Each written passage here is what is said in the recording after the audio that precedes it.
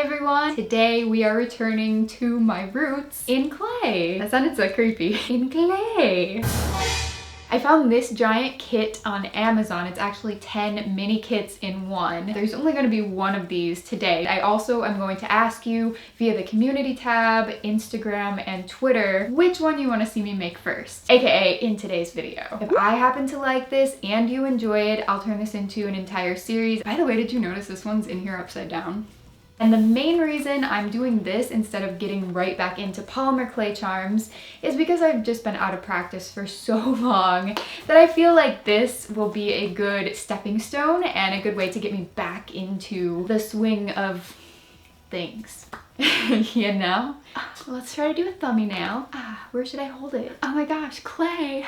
I was so happy to see all the comments that were encouraging me to get back into the things that I really want to do here. Not that the videos that I posted the past couple of years have been things that I didn't enjoy, but they were kind of things that I made for YouTube rather than things that I was already making that I wanted to show you guys, if that makes sense. Is there a better way to word that? For a while, I was creating things mainly for the sake of having content to put out rather than creating because I wanted to and then sharing that with you guys. But that's all changing and I am so incredibly happy. I just feel like this giant sense of clarity has come back to me, and you know what? I'm gonna stop blabbing, but all good positive things. I'm just really excited. I'm just very thankful to have you all on this artsy, crafty, creativity journey with me. Now, without further ado, let's get on into the clay kit that you guys voted on.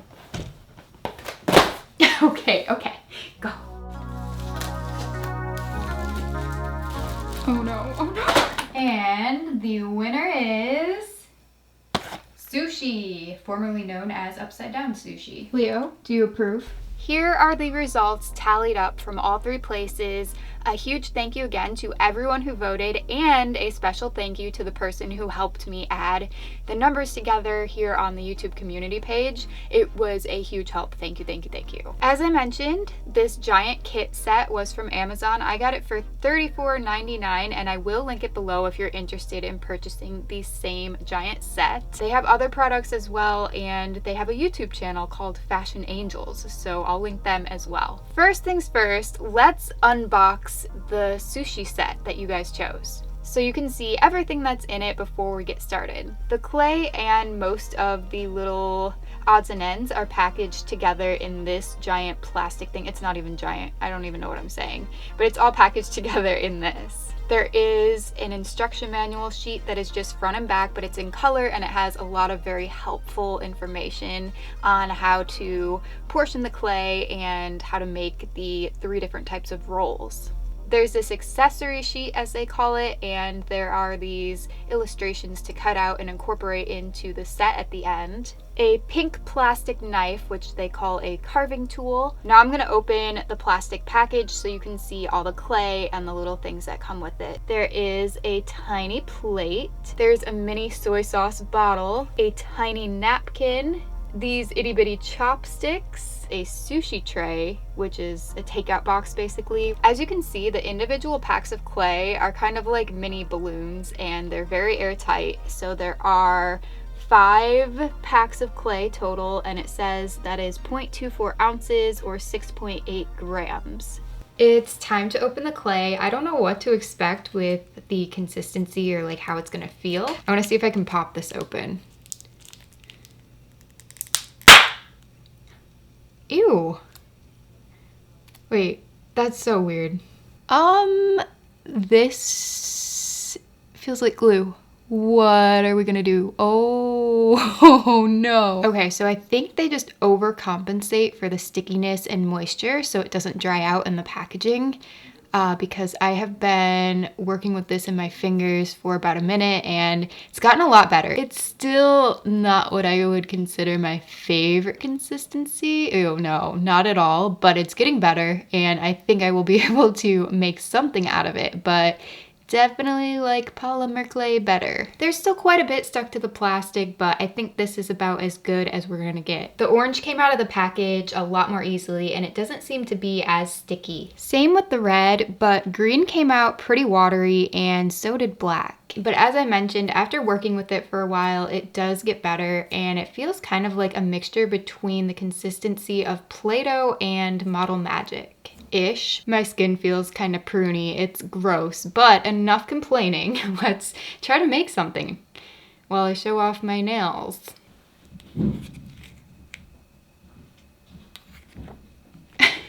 Come on.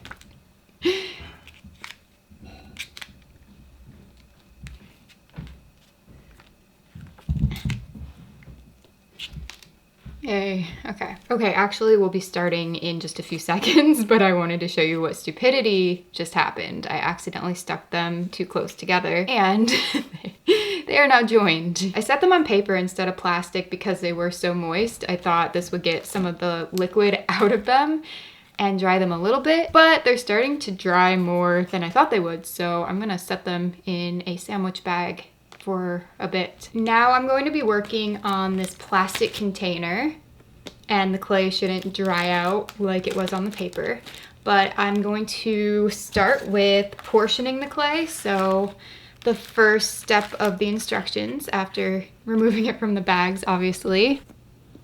Okay, well, kind of cuts. There we go.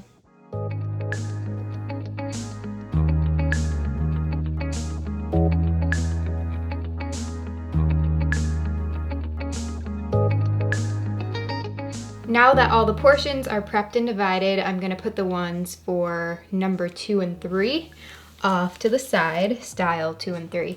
And we're gonna work on style 1. So we're gonna be working on this guy. Oh, okay, some of the clay got stuck. So we gotta divide the red into 2 balls, one a little bit bigger than the other. Then both of these balls are going to get divided into 3 equal sections. And by equal, I mean equal-ish. It then says to divide the orange into 3 equal sections that are the same size as these, but for some reason we were supposed to have a larger orange chunk, so probably gonna put some to the side. It's so stretchy. This is why I'm not showing the process, because it's just a mess. It's not hard to work with at this point, but it's just like, it goes off the screen, a little bit hard to show. This is how much orange I have left over, and then we're just gonna work with the white for now, and I'll put these, oh wait, actually these get mixed together. So this will be fun to see some mixing footage, right?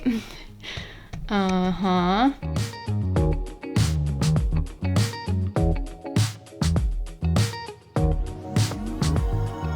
Now everything is mixed and divided. I'm gonna set a few of them to the side, and we're just gonna work on the ropes right now with these 6. So we also don't need these at the moment.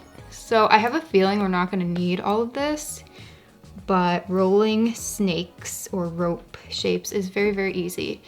I like to create, oh my gosh, it usually is very easy. I like to create a ball, a sphere first, and then just kind of roll my finger along it like this, and then maybe do a few fingers at a time. There's a little bit of black in there, not a big deal.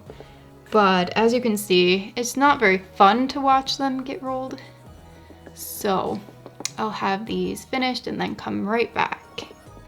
So at this point in the tutorial, I thought that I was recording voiceover, but I must have had the microphone turned off. I formed the 3 pieces of white into these rice-shaped rectangles, and then I'm going to, of course, roll the orange and red snake pieces together. First, I'm going to like push them together, and then I'm going to kind of stretch out the piece that looks like bacon, and I'm going to make that a lot thinner because this turned out a lot larger than the rice pieces, and that just wouldn't have looked right. So I wanted to make them more proportional, and this is going to act as the shrimp on top of the sushi. So I tried to form it into a shrimpy shape by making the front of it wider than the tail part where the tail joins, if that makes sense.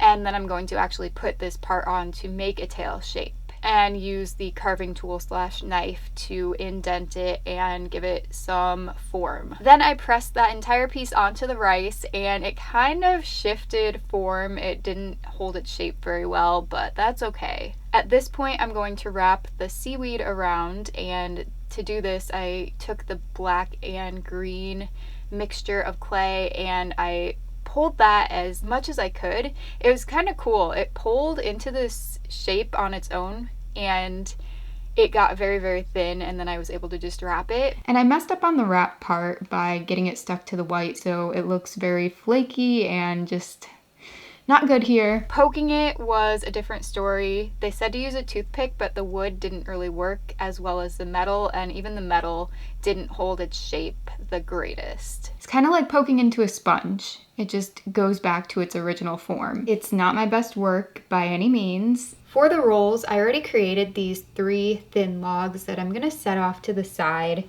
and we're going to focus on the 2 balls right now. Okay, these. We're gonna focus on these one at a time. I'm going to roll them out into a thin sheet, and this is going to create a clay cane. I don't know how big I'm gonna be able to get this, so it says to roll with a pencil. This is not stretching very far. I'm a little concerned. What in the world? How many rolls am I supposed to create out of this? So maybe pull a little this way. Da-de-da, da-de-da. It's really easier to just pinch with my fingers rather than rolling it. Here I've flattened a dark piece of clay and a white piece of clay, or I'm working on that, as you can see. And I'm trying to make them as close to the same size and shape as possible, same thickness, and I'm going to set the white on top of the blacky green one. Kind of looks like an elongated Oreo at this point. Now the thing is, they told us to portion all this. We're only gonna need a little bit of each of these snakes, and I'm gonna roll them to be a little bit skinnier as well. I ended up using only a small portion of the orange, red, and green, and I had to make these pieces a lot thinner so they could fit into the roll that I have here, the elongated Oreo, excuse me. I actually should have placed them a little bit closer to one of the edges. I put them too far to the middle. It just would have been easier to roll, but it's okay. I kind of moved them a little bit, and I was able to kind of get it to look okay at the end. I didn't show the whole process for this one. The darker color now, the seaweed, is on the inside and the rice is on the outside. Then I went ahead and froze them. The instructions said to freeze the cane, so they just got out and they're looking a little bit frosty. This is a test because I don't think personally that this knife is going to work, this little plastic guy, but let's see. It looks like a baby carrot, a very baby carrot. Let's see. I mean, it's okay. It's decent. Okay, for this, I don't want to ruin the plastic container though. Oh my gosh. I guess you need to work really quick though, because it's already starting to... Okay, oh no. This doesn't give... Shoot. So it actually seems like this knife works better than the blade, which... Oh no, it's not working now. Maybe you have to cut it right when it comes out. There it goes. Ooh. Oh, that's cute.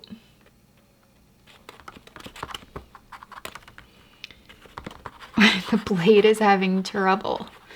Come on. Wait, did I get it? Gosh. Come on. Come on, come on. There we go. Cool. It worked. It's not perfect, but it worked. Not every single slice is going to be usable, as in the 2 outer pieces on the very end, like the 2 ends. That's what I'm trying to say. The 2 ends they don't look like sushi at all. They're just kind of the leftovers. So those pieces aren't going to be usable, but you can get more than 6 out of these. Making the little tiny crunch pieces or the tempura flakes was very tedious, but it turned out kind of cool. I only did one because that's all I felt like doing. Here they all are, my sushi squad army. Yeah. They're kind of cute. Some of them are okay, some of them are a little bit like, you guys tried.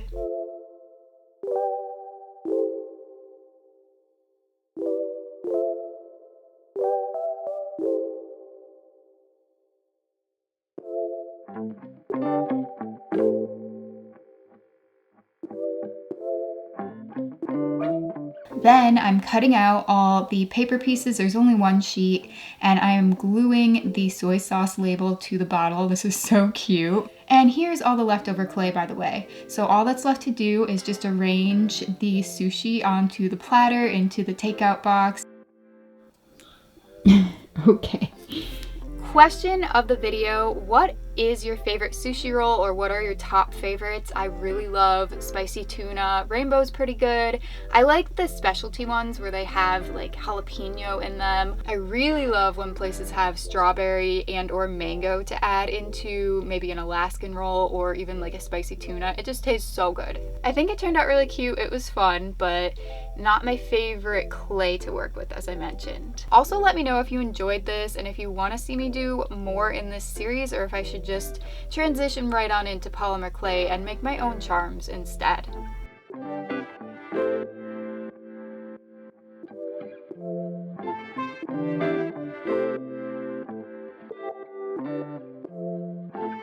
Last week I did a rainbow wood burning piece with Sharpie markers. I'm going to link that in the description box below, as well as the iCard up in the corner. And I'll put a bunch of other videos in those places too if you guys want to see. My goal is to post a video once a week, so I hope to see you back here next week for a new one. I hope you have a great rest of the day, and thank you so much for watching. Bye!